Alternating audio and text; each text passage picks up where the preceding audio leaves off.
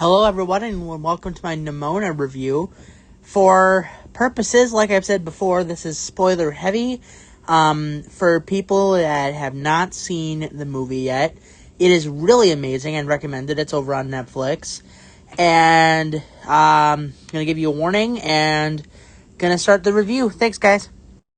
Promise me you won't freak out. How can I promise if I don't know what's going to happen? Well, I guess you'll just have to trust me. Why would I trust you? Because if you don't, you're gonna die in this closet. Die? So promise. I promise. Promise? On my life. Then say it again. I promise. Oh, wow. Even when you see the horn? Horn? What do you mean, like a trumpet? Just promise! I promise, I will not freak. Oh. This is the part where you run.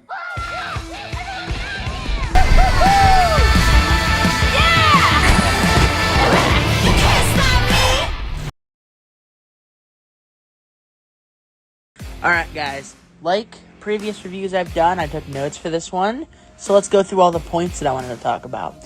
First off is characters. I wanted to point out that I related a lot to Nimona because she felt so left off and discarded by society because of the fact that she was a shapeshifter and people sometimes are pushed away by what they don't understand. And it kind of reminded me a lot of the LGBT community and how I feel in that. And it was emotional to see the thing that made her unique, made a lot of people think that she was dangerous, which is pretty sad. The next thing I wanted to talk about was humor. I wanted to say I did laugh a few times throughout the film. Not just for like random jokes, but also for how violent Nimona got. It was very unexpected, and it was very well funny. And there was a part in the movie where the knight went to go confront the person who killed the queen, and he ended up getting stabbed by her, but it was Nimona in disguise, and she pulled off a very, very fake death that was hilarious to watch. And there's several other occasions throughout the film where I've laughed at the movie. Next, I wanted to talk about the tone a little bit, because it did a very, very good job on balancing humor, serious, and emotional moments, because there were moments in the movie where I would laugh, there's moments where it's like, oh my god, this is serious, and then moments where I've actually got really emotional. And it was definitely surprising on how much blood they were able to get away with, especially for a PG movie. I know I've said this before with like the Suzume review, the Communicate review, but there are, it's crazy to see that the PG rating has kind of gone out the window as of recently. But you never know with PG nowadays. But yeah, it was pretty surprising in what they could get away with as far as blood. Next, I wanted to talk about the ending, because I do have a few things to say about that. First of all, I was shocked on how emotional it was. I was on the verge of tears throughout it, because the main guy sacrificed himself in the potential of getting himself hurt, because Nimona, at least in my eyes, looked like she was trying to end herself, which was very sad.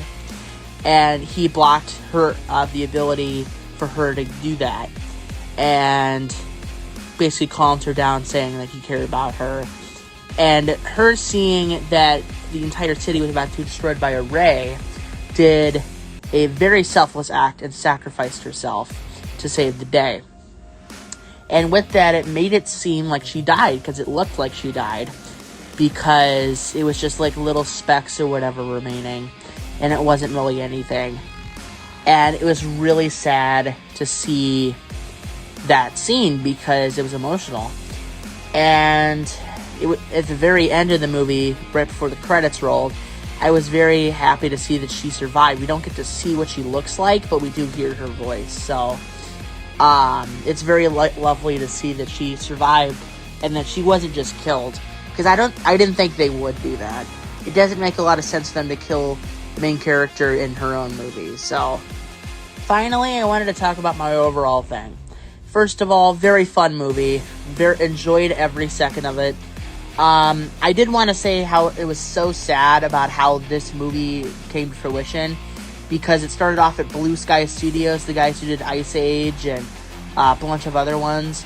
And that studio got shut down by Disney. We don't know exactly why, but there's a rumor heavily around this film that was being made that because of its huge LGBTQ themes, that Disney was like, hey, no thank you. So they shut down the studio. But the movie was saved. They brought it over to Netflix, and they finished doing the animation. So it wasn't just like they pretended like the Blue Sky people didn't exist. They acknowledged them in the credits, which is very good that they did that. It was I'm very happy that this movie ended up coming out, even if Disney basically shut it down. So, like I said, very good film. I enjoyed it. I give it an 8.5 out of 10. Thank you guys so much for watching, everybody. Make sure you leave a like, comment, and hit that bell. Thank you guys so much again. See you guys in the next review, everybody. See you guys later. Bye.